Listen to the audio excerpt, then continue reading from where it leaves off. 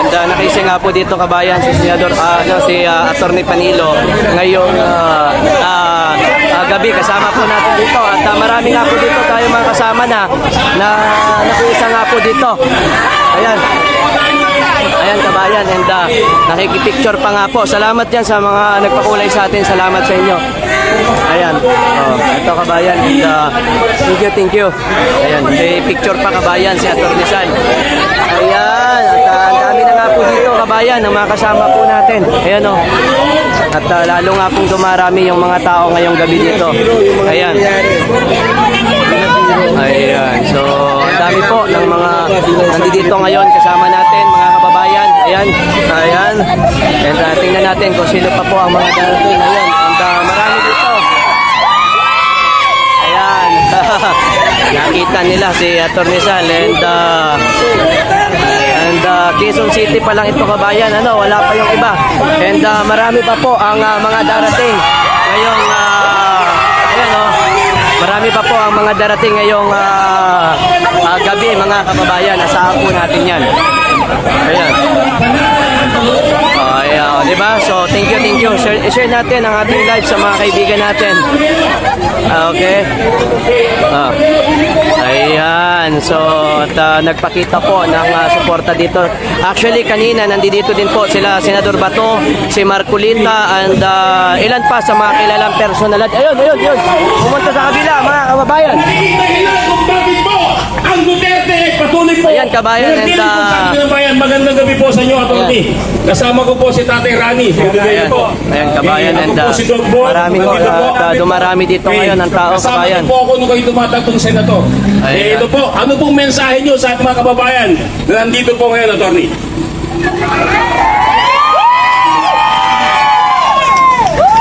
Banat, Jeng! Kailangan iparamdam natin sa may kapangyarihan na hindi tayo bulag, hindi tayo bingi. Nakikita natin ang lahat na pagsasamantala, ang lahat ng paglabag sa katarungan pagtao. Lalong-lalo na ginagawa nila kay Presidente Duterte, kay Vice Presidente Duterte, at kay Attorney Laika Lopez. Alam niyo ang gagawin natin ngayon? Tama-tama, nakasuot kayo ng itim bilang simbolo na tayo ngayon ay nasa kadiliman ng kasaysayan. Pero kailangan meron din tayong pula. Lagyan nyo ng pula. Pula, red, para simbolo naman na hindi tayo tatahimik at tayo ilalaban. Lagyan din natin ng green kasi yun ang kulay ni Inday Sara. Kaya red and green. Ay may nagtanong sa akin, paano yung yellow saka pink? Isasama natin. Paano natin isama? Bumili kayo ng tsinelas na yellow. Bumili kayo ng tsinelas na pink para inaapakan natin. Kasama, pag naglalakad tayo, aapakan natin sila. Ayun. O sige. Galing ko kay Attorney Laika, dahil personal kong kaibigan yon. Ang kanyang tatay ay brad ko sa Sigmaro sa UP, pati yung uncle niya. Bata pa yan talagang kilala ko na yan. At of course, si BP Sara, ako rin ang abogado niya, pang mayor siya. Tulog ko si Inday, kasi 48 wala tulog Nag-high lang sabi ko lang, hi, Inday ng buhay ko. Tapos, ay, tulog na siya. Si Laika naman, hanggang ngayon takot na takot sa ginawa sa kanya. Pero mukhang okay naman yung mga doktor doon, aalagaan siya.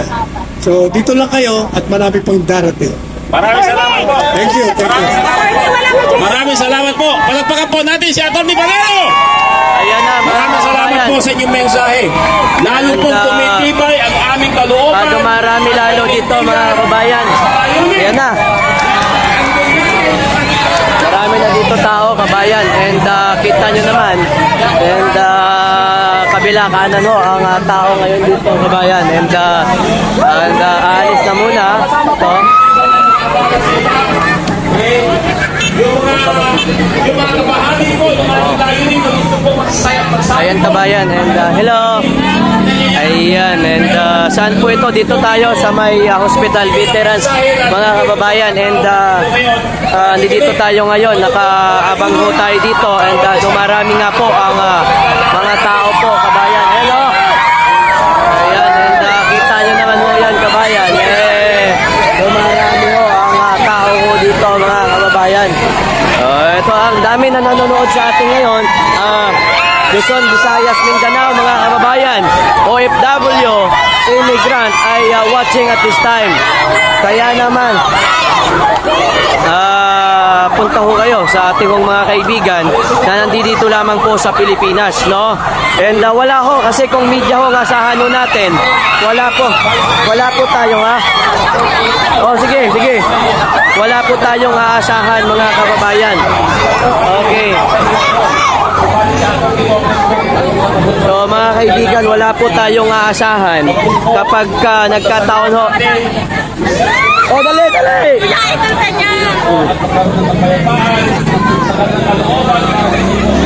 Okay, thank you. Ayan mga kaibigan natin, guys, and grabe ho ang mga tao ho, at marami hong tao dito ngayong gabi, and kasama nga po natin by the way, maraming salamat po, kabayan, kay thank you po kay Chiki. Ayan, Ma'am Chiki, thank you so much Sa oras na ito, for being here. palagpagan po natin si Sir Ed! Ayan, ito, Sir Ed, kabayan, magsasalita ho. Hello po. Ayan. Magandang gabi po sa inyo. So dahil biglaan itong pangyayari, yung aming mga members sa mga factory ay hindi po namin natawagan. Okay? So dahil ito ay tuloy-tuloy na po yung paglaban ng sambayan ng Pilipino para sa tama at mali kung ano ang gagawin natin. Dahil una, kami sa hanay ng mga manggagawa sa ilalim ng Labor Power Movement, may malaking isang pagkilos kaming gagawin sa November 30, alauna ng hapon po, sa Moraita, Kanto ng Recto. Inaanyayahan po namin kayo na suportahan ninyo yung hanay ng mga manggagawa sa pamumuno ng Labor Power Movement. Bakit kami sumusuporta rito? Sa ginawa ng Chief of Staff ni P.P. Sara, dahil alam namin kung hindi natin lalabanan ito sa hanay ng mga manggagawa, ganyan din ang gagawin sa amin. Susupilin yung aming karapatan na hanggang ngayon talamak ng mga manggagawa para doon pagsamantalaan doon sa mga kumpanyang pinapasukan. Halimbawa, ang tingkad po, matingkad na halimbawa, ang mga rider natin ng Shopee, JNT, Lazada, wala pong regular dyan, puro agency, yan ba ang pinagmamalaki nila? Kaya kami ay sumusuporta rito hanggat hindi natin nakakamit, dahil tayo ang may kapangyarihan. Dahil nabudol-budol kayo, hindi kami dyan nabudol-budol, no? Taong bayan ang kinakailangan magsalita, lumabas, na sa ganon ay maputol na itong kawalangyaan na ginagawa sa atin. Ninanakaw ang kaban ng pera ng gobyerno. Puro ayuda, tinuturuan ng katamaran na sa ganon, sa darating na eleksyon, iboto nyo si ganito. Saan babawiin yan? Sa pamamagitan na naman ng tax. Sino ba ang Secretary of Finance natin? Si Rap Recto. Yan lagi ang nagsasabi sa atin, kinakailangan magbayad o magpapanukala na naman ng buwis. Utang ng buwis na yan, hindi tayo nakikinabang. Nakikinabang yung mga politiko, yung WAT committee na yan. Yan, kitang-kita ninyo ang ginagawa doon sa pera ng kaban ng bayan. Winawaldas para sa kanilang interes. hindi para sa mamamayan na dapat magserbisyo. Isang matingkad pang halimbawa, pera ng mga manggagawa sa PhilHealth. Anong ginawa doon sa excess fund na yan? Nag-announce si Recto, hindi na kailang isoli daw yung excess fund na 90 billion pesos. At buti na lang kasama kanigahan para harangin yan at salamat naman ay na-PRO. Kaya lang papaano nila Actually guys, and marami ho ito. Kasi nga po, makikita po natin dito sa kabila. Marami ho ito and kita nyo naman ho. Pakita nila yung magandang serbisyo sa kalusugan natin. Pumila ka sa mga government hospital. Actually, yes po, marami po dito and yung nagsasalita doon kanina kasama din po natin yun at gaya na sinabi ko, kabila kanan po yung tao ho dito, no? And kita nyo naman, gaya ng sinabi ko doon sa pag-open ko pa lang kanina ng aking vlog, talagang napaiyak ako doon, gaya ng aking sinabi dahil nga po ang dami ho ng mga nandito ho ngayon upang makiisa mga kababayan. Kaya mga OFW at immigrant, no, alam ko po na this evening ay marami pong nanonood sa atin, even yung mga militar. And alam ko po na updated po sila sa mga kaganapan po sa bansa po natin. Guys, alam niyo po at this evening, no, simula nung naging upo si De Junior, talagang hirap po, grabe yung pinagdaanan ng